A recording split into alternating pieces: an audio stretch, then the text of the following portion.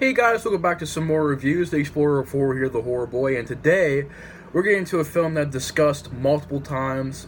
First of all, I've done at least two older reviews in this movie. One that's still up, one that's probably not up anymore and probably won't come back. We'll see how that goes. But I have two old reviews. I've discussed this movie in broadcasts, live streams, discussion videos, and today we're getting back to this film, which is easily my favorite Friday movie of all time, and that is Friday the 13th, Part 5, A New Beginning.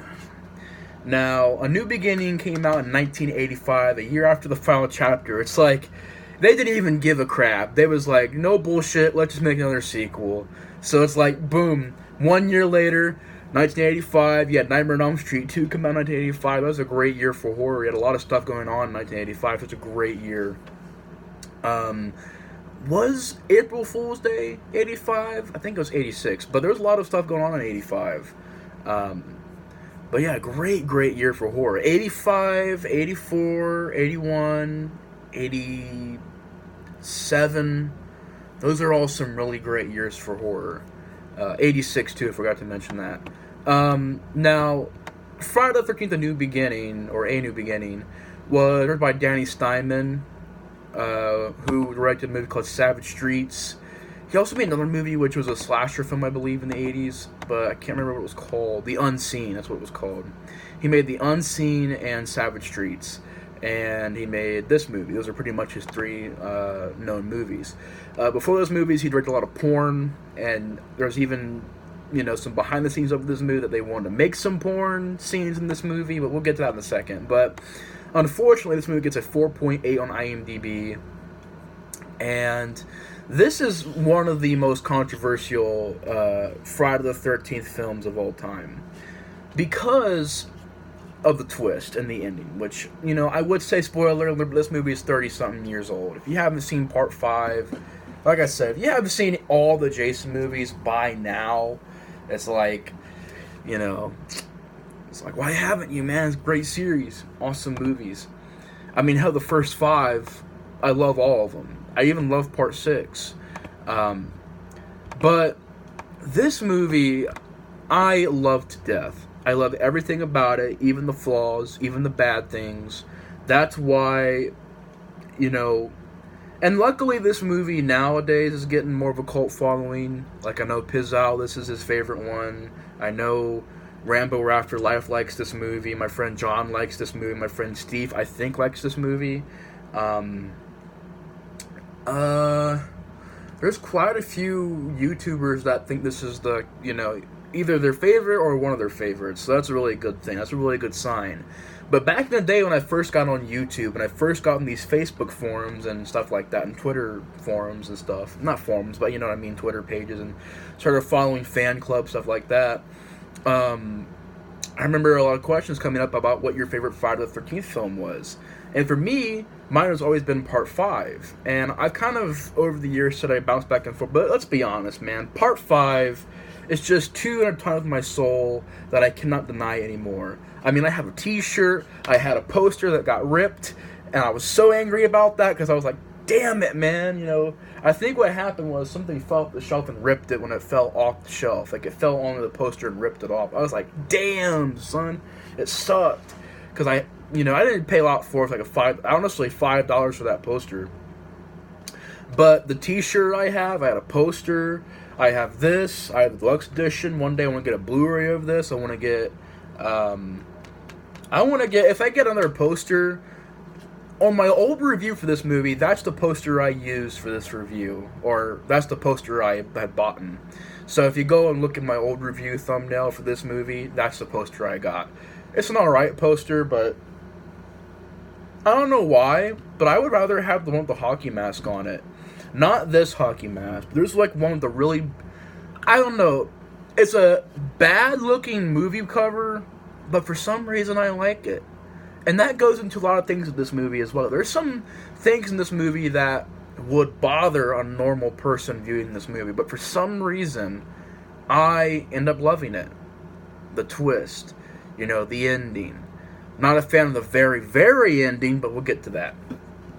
But yeah, part 5, a year after part 4, it starts off with a dream sequence of Tommy Jarvis walking through like the woods at night. And it's raining, very well done atmosphere, and he comes across Jason's grave, and these two grave robbers come up, and he hides, and they dig up Jason. You get that great shot of the worms in the mask, and Jason out of nowhere, stabs one, sticks like a spike in the other guy's neck. Great shot where he gets up and walks over to Tommy, raises the machete like he's going to kill him, and then Tommy, like the present day Tommy, wakes up, which is played by Jonathan Shepard. And pretty much Tommy has been taken to this place. Was it called Pinewood? Or Pine Spring? I can't remember if it was Pinewood or Pine Spring. Pine something. Pinehurst. Which is pretty much this place. Pine Spring. Oh, jeez.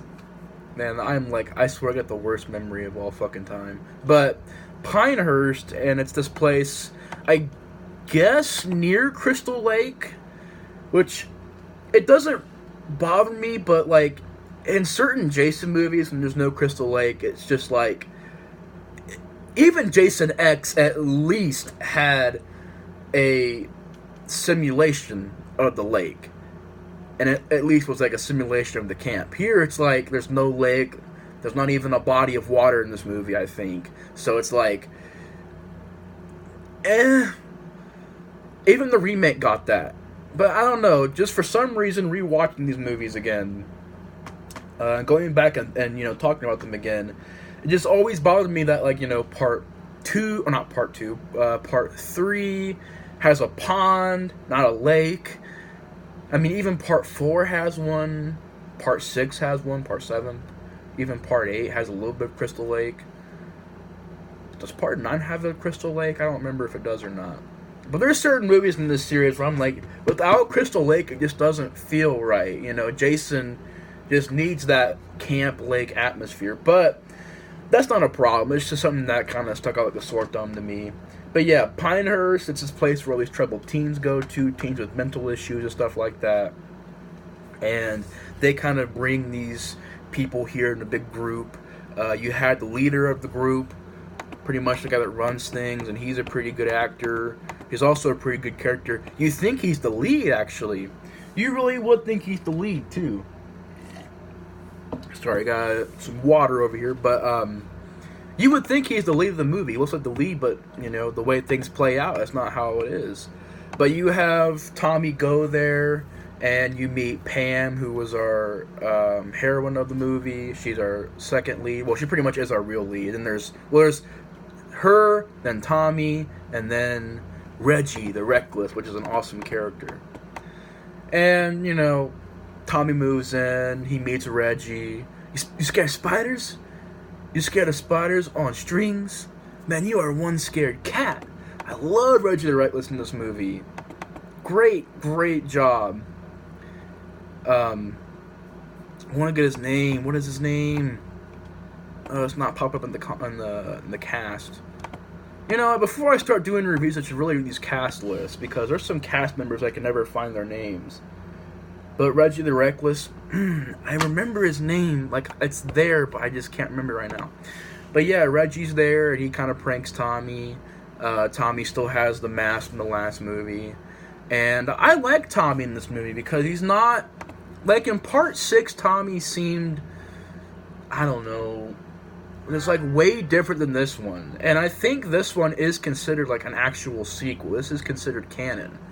Even though part 6 pretty much ignores this movie. Like, you take out part 5, it literally would not affect the franchise at all. Literally, the whole series would be untouched because of the twist. But it's like, in this movie, Tommy's a quiet guy, has these anger fits, but that's only when he gets picked on or he gets messed with. He has these anger fits. But besides that, he's a very quiet guy. He's very troubled, taking these, medicine and pills and stuff. He keeps on having these delusions, and he's seeing Jason, but Jason's not really there. And I like that aspect, because really no other Jason movie has tackled that. Once you survive something like that, what would you go through? How would your day go? and Tommy just goes through hell mentally in this movie a lot, and it really adds to the character. You feel bad for him. He's like just this guy who, as a kid, got tormented by Jason, and then like now he's being attacked by this other guy, and then the next movie he gets attacked by Jason. It's like, man, it's this poor guy can't win. But in this movie, I like John Shepard playing him. He does a great job, and he kind of looks like Corey Feldman too, like an older Corey Feldman. And one day there's this kid named Joey who loves to eat chocolate. He loves to eat candy bars. He goes to this guy named Vic. Hey, I really like it here. You want some chocolate? I hate it here. Leave me alone. If that's what you feel, then forget it, Vic. Just forget it. But I think you're really out of line. And then he just gets chopped to pieces by this guy with an axe. Vic with an axe. Just chops him to pieces. So Joey gets murdered, and then the Vic guy gets driven off. Never see him again, by the way. Never, ever again. The paramedics get there, and one of the paramedics is Roy. And Roy finds the body, and he has this shot, which should be a major spoiler for like the entire rest of the movie. Literally, when I seen that, I was like, oh, well, that's obviously the killer. But he like does this. He like looks down, and then he like looks at the camera like this, and then that dun dun dun dun dun dun, and it's like boom, that's the killer. So it's very obvious that that's like the twist of the movie, which I already told you guys. I wasn't gonna say spoiler. This movie's like 80, not 80, because it's 1985. I almost said 80 years old. I'm so dumb. But this movie is at least 30 years old. So if you haven't seen this one yet, go see it. But right there, that's the killer. So I can agree with everybody on that. It's not much of a twist. But that doesn't really bother me too much. Like I said, the whole not having a leg part doesn't really bother me. Just little things I noticed. And Roy goes on a killing spree. And it's so well done. You have this imposter Jason killing people. And in my opinion, some of the best death scenes in the entire franchise. And I will argue that because they're creative. Even if the MPA shredded them, they still have impact. And it's like, that's where you really win me over, is if the movie is still trimmed down, but you still feel the impact of the kills. Like Sleepaway Camp 3. That movie has a lot of trimmed down stuff, but you still feel the death scenes on a couple of those. So it's not totally trimmed down. You can still kind of feel the impact of the kills. But still in this movie, you still see quite a bit of blood. You get like a ridiculous amount of on-screen nudity, and it's just like amazing. There's this Debbie Sue Voorhees, and it's just like, man, if you ever seen the movie, you'll know what I'm talking about. It's nice. But so yeah, you have a lot of nudity, a lot of hot chicks in this movie, like Overload, which is awesome. You have some great looking special effects, some pretty good special effects that honestly, to me, don't seem very trimmed down. I mean, you're seeing an axe, boom, go right in the back of a guy's head. Then an axe with a girl right here. A guy gets a flare in his mouth. Throat slit the other guy. Which I'll mention them in a minute. They're just hilarious characters. Meat cleaver action. Meat cleavers to the face. Going through windows, through the face, and blood squirting down, and then pouring out of the face. Meat cleaver chopping some guy's head off while he's on a motorcycle. You have like this outhouse death scene where you have the guy from Return of the Living Dead in this movie, and he's in this outhouse, and it's getting stabbed through with this metal like rod thing, this metal pole thing. It's like sharpened metal. It's like stabbing through, goes through his leg, and then stabs right through him. It's a very brutal scene. And that was well done. His girlfriend gets her throat slit. There's a huge body count in this movie. And that's why I really don't understand people saying, oh, the movie sucks. I'm like, it has everything you would want in a Jason movie. And even if it's not really Jason, it's a guy in a hockey mask killing people. There's nudity. There's good-looking effects. There's blood. It's practical. Like, I just don't understand the hate. If you don't like this movie, that's totally fine. But I just don't understand it. It's got everything that you would like. There's a death scene where W.C. Voorhees, gets the hedge clippers right in the eyes and just closed and clamped shut and then pulled out of her head. The guy with the belt death scene, that's a really well done death scene. The belt around the eyes, and then Jason's wrapping it tighter and tighter, and it pops. And it's like, ooh, it's a brutal death scene. People getting their eyes gouged out and thrown through windows, even though you don't see it, but you still see that the guy's eyes are gouged out. A stake right through this guy's head into a tree. And it's like, wow. People getting their throats slit. Violet being held up onto a wall and stabbed. And it's a great shot, too. That's another thing. This movie is probably, in my opinion, cinematically. Now, like I said, part 1 and 2 and 3 and 4 have great atmosphere. So does this one. But this one is cinematically filmed well. The shots, the pans, the POVs, everything looks great. Everything is lit well. So I gotta give Danny Steinman a lot of credit to that, because every single shot looks great in this movie. And there's a shot where Roy just, walks in front of the camera, and he's walking slowly towards the Violet character. And you see the machete and blood. And I always thought that was an interesting touch, that Roy had bloody hands. His hands were coated in blood. And you see it, he's walking closer and closer, grabs her and stabs her on the wall. There's a lot of death scenes in this movie. A guy gets stabbed by a knife right here, in this chest area, or kind of down here. Chest, stomach area, whatever. A lot of them, man. I'm just trying to think, because there's so many of them. A girl, kind of another throwback to the first movie, where a girl, gets grabbed and stabbed through the bed with a machete. A lot of great ones, man. That's pretty much it. But you got some great characters as well. Violet. You got Pam, which in my older review, I gave Pam a lot of shit. I was like, oh, she was a horrible actress. She couldn't. And I'm watching it last time. I'm like, well, she does pretty decent, actually. I would say I still like, Amy Steele and Adrienne King and all these other great people a little bit more. But I thought she did a great job playing Pam. I thought Melanie Kinnaman, did a great job playing Pam. So I don't know, I'm so sorry. I don't know why I was giving her so much shit in the last review I did for this movie. But she did pretty damn decent, in my opinion. The screams, the fear. It's just only that one scene I thought was just where Roy's laying on the ground, she's going, God. That was the only thing that I thought was but everything else was done well. The screaming, the running, the crawling and screaming, everything else, fighting back, being strong. That stuff was all done very, very well. But yeah, I like her as the lead. I like Tom in this movie. I like Reggie the Reckless. I like his brother character. Goddamn enchiladas! And run to the fucking outhouse. I love that shit.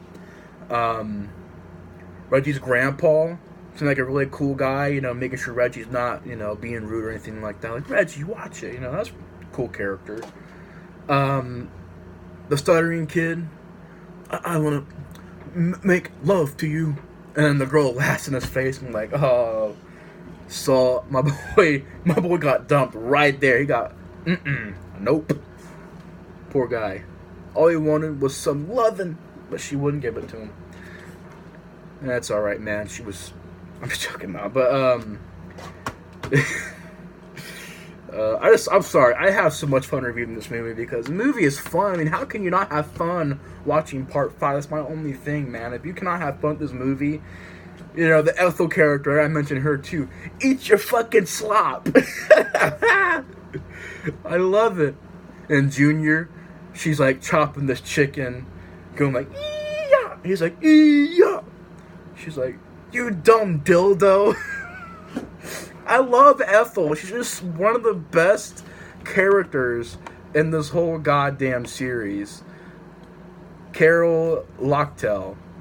Man, great job. Thank you so much. That was a great, great job playing Ethel. She's fantastic. She's funny as hell. I got a bomb on me. I swear it's to you. You don't think I knew what those two perverts were doing in my backyard? Oh, I just love all of it, man. Now, Shove, come in here and eat my stew. And she's like sneezing in it and putting like, what was it, like cleaning chemicals in it, and she's just putting all kinds of random shit in this stew. She's like, yeah, come in here, you fuckwad. I'm sorry, I know for like 2 minutes been quoting her, but she deserves it. Great character. And even those two like asshole characters. Come on, Vinny, you gotta hurry up. Come on, Vinny, or whatever that guy is. Kick your ass, throat slit. Pete! I love those characters. So freaking classic 80s. And then, what else, man? That's just great dialogue, man. I just keep going on and on. What's the matter, Chief? Can't take a joke? And the guy gets flipped over and, like, flipped onto a table and punched by Tommy. Tommy knows, like, kung fu in this movie. He's over here, pop, pop, pop, a bunch of people. I love it. I forgot to mention, I said I lived so much my chair almost broke in half and almost fell over. That would have been left in the review, by the way. I wouldn't have cut that out. But, yeah, that's awesome. I love certain scenes, like Joey's death scene. The third act is amazing, where, you know, Roy is chasing them. And I just like the way that the Roy Jason looks. Like, the blue chevrons, the mask looks cool, with the jumpsuit crashing through the door. The door, like, breaks to a million pieces, and he's right there chasing them. The way he walks, the way his eyes look, his eyes seem to be... There's even a song in this movie called His Eyes. But the way his eyes look are just very menacing, too. And, you know, they pretty much go to this barn, and Tommy gets there, and Tommy's basically trying to face this, what he thinks to be Jason. And Jason, Jason slashes him in the chest. Then Jason goes into Roy. I was going to say Roy. You already know it's Roy. Roy goes on the second floor. It's like, Reggie and Pam are fighting him. Great scene where they like push him on the ledge, and Tommy comes with the machete and just chops. And then Roy falls down the spikes. Practical effect. Boom. The mask in the rain, which is a great shot. And then the movie ends with something that I really like. I don't know. I know certain fans of the series are a big fan of this, but for me personally, I wasn't really a big fan of it. Where, of course, they look down, they see that Roy was Jason, and they tell Pam that Roy, went crazy, that Joey was his son, and the thing is, he killed everybody at the camp but Vic, the guy that actually killed his son. So that's a little funny to look at. But I love that. It's a happy mistake, But, there's a crazy dream scene where Pam goes in the room with Tommy, and Tommy looks at her, just freaks out and stabs her. I'm like, oh, shit. And then it's just a dream, and then you find out that Tommy, sees Jason. You have that good arc where Tommy makes Jason go away without the medicine, without anything like that, just him not being afraid anymore. But then Tommy gets up, I shit you not, he turns like this table right next to him, has the hockey mask in the table with a knife. I'm like, there's no way. How would that get in there? What, did Pam put it in there? Did the police say, oh yeah, we're gonna put it in there? So the way I look at it, and it's kind of a stupid thing where maybe it was a dream within a dream, or maybe it didn't happen, because in part 6 it's not even mentioned, but yet this is still considered a canon movie. So I'm just gonna say maybe that was another dream where Tom puts the mask on, and the end of the movie is that shot of him with a knife, like he's about to kill Pam, and then the movie ends. I'm like, and I know certain fans were saying how they wouldn't mind seeing Tommy Jarvis being the killer of these next movies. And I'm just like, how would he do it? Would he wear a mask? Would he wear the hockey mask? And then why would he wear the hockey mask? And would he be, like, running fast? And, like, it's just like, would he talk? It's just like, I don't think it would have worked, I wasn't really looking forward to that. So the very, very ending, But the rest of the movie I thought was great. You know, I can just go on and on about the characters, and they're so fantastic, so sleazy, but I love it to death. I love the dialogue. I love certain scenes. I love, once again, the way the movie's shot, the way it looks, the soundtrack. It's different. It's not a typical Jason soundtrack. It's a whole soundtrack for Roy. Even his eyes. Well, that's pretty cool. So I love the soundtrack. I love the posters are kind of debatable, but even though the cheesy looking one is pretty cheesy, for some reason I still like the way it looks personally. I love the opening credits where it's Friday the 13th. Then the Roy mask flies in, it blows up, and then it turns around and it's through the eyes of the mask. Like, that's so cool. I love the effects. I love the deaths. I love the nudity to death. It's awesome. Got some beautiful women in this movie. As you can tell, I have a lot of fun talking about it, and I have a lot of fun watching it. So, to me, if you want to see a really fun, even though it's not a Jason movie, if you want to watch a really fun Friday the 13th movie, watch Part 5. Because Part 5, in my opinion, is just so goddamn fun. And just take it easy on the twist. It's a twist. It's whatever. You still had a guy in a hockey mask running around killing people. That's pretty much a Jason movie. But anyways, guys, thanks so much for watching my review on Part 5. I know it was a long one, but I love this movie to death. And this is my favorite one without a doubt. But anyways, guys, hope you guys enjoyed my review on Friday the 13th Part 5, A New Beginning. I'll see you guys later on for my review on Jason Lives. So anyways, guys, thanks for watching my review. Hope you guys enjoyed. The Explorer of Horror is out. I'll see you guys later. Have a good night.